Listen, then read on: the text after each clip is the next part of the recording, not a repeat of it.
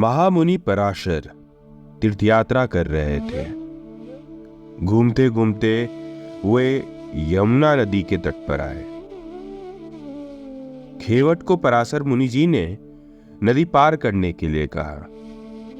उस समय खेवट भोजन कर रहा था, इसलिए उन्होंने अपनी पुत्री मत्स्यगंधा से मुनिवर को नदी पार करने के लिए कहा। पिता का आदेश मानकर मत्स्यगंधा ने पराशर मुनि को लेकर नदी पार कराया। जी, मेरा नाम है निक्षय मौर्य और आप सुन रहे हैं कथा with your storyteller Nikshay Maurya. केवट की ये पुत्री अभी बड़ी हुई थी। इसके सारे अंग पुलकित हो रहे थे। जब मत्स्यगंधा मुनि पराशर को नदी पार करा रही थी, तब उस मत्स्यगंधा पर आसक्त हो गए और उसका हाथ पकड़ लिया। मुनि को हाथ पकड़े देख मत्स्यगंधा डर गई और मुनि का आशय समझकर मन में सोचा कि ये मुनिवर तो कामदेव के अधीन हो गए हैं।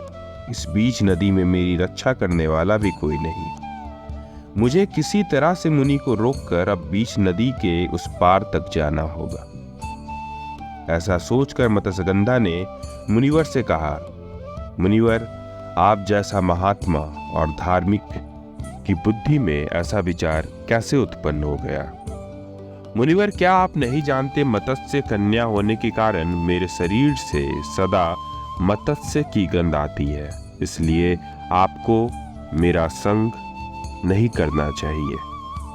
तब मुनिवर ने अपने तपोबल से मत्स्यगंधा के शरीर का गंध कस्तूरी के जैसा कर दिया, जिसके सुगंध 4 कोस तक फैल गई। इसी बीच मत्स्यगंधा ने पराशर मुनि जी को नदी पार करा दिया। नदी के उस पार ले जाकर मत्स्यगंधा ने मुनि से कहा, मुनिवर, ऐसा कर्म दिन में नहीं किया जाता। इसके लिए तो रात की सहज वक्त कही गई है। नदी के उस तट पर मेरे पिता हैं और सभी लोग हमें देख सकते हैं। इस तरह खुले में तो ये कर्म पशु भी नहीं करते। तभी मुनिवर ने उसी वक्त अपने तपोबल से कोहरा उत्पन्न कर दिया, जिससे कोई भी उन्हें देख नहीं सकता था। पराशर मुनि ने जब मत्स्यगंधा से कहा, देवी, मेरे मन में इस समय तुम्हारे प्रति जो आकर्षण है, इसे नियति ही समझना चाहिए, क्योंकि मैंने कई रूपवती स्त्रियों को देखा है, किंतु स्वयं को कभी बहकने नहीं दिया। परंतु आज तुम पर जो मत्स्यगंध को आकर्षित हो गया हूं, इसका कारण यही है, तुम्हारे गर्भ में विष्णु जी के अंश जन्म लेंगे, जो आगे चलकर एक वेद को 4 भागों में विभाजित करेंगे, जिससे इनका नाम वेद व्यास पड़ेगा। ये तुम्हारे पुत्र महाभारत का निर्माण करेंगे और समस्त पुराणों का निर्माण भी करेंगे, इसलिए तुम्हें संकोच नहीं करना चाहिए। मुनिवर की बातें सुनकर मत्स्यगंधा ने कहा, मुनिवर, आप तो मुझे छोड़ के चले जाएंगे, इसके बाद मेरा क्या होगा? तब मुनिवर ने कहा, देवी, मेरी आशीर्वाद से आप पुत्र जन्म के बाद भी कुंवारी ही रहेंगी और सदा नव युवती की तरह ही दिखोगी। तुम मेरा ये कार्य करने में मेरी सहायता करो। तुम्हें जो चाहिए वो वर मैं तुम्हें दूंगा। मत्स्यगंधा कहती है, मुनिवर, ऐसा वर दीजिए, मेरा ये रहस्य कभी मेरे माता पिता को पता ना चले, मैं सदा नवयुवती बनी रहूं। मेरे आपके जैसा ही अद्भुत और शक्तिशाली पुत्र उत्पन्न हो, मेरी ये सुगंध सदा बनी रहे। मुनिवर मत्स्यगंधा की सारी बातें मान गए।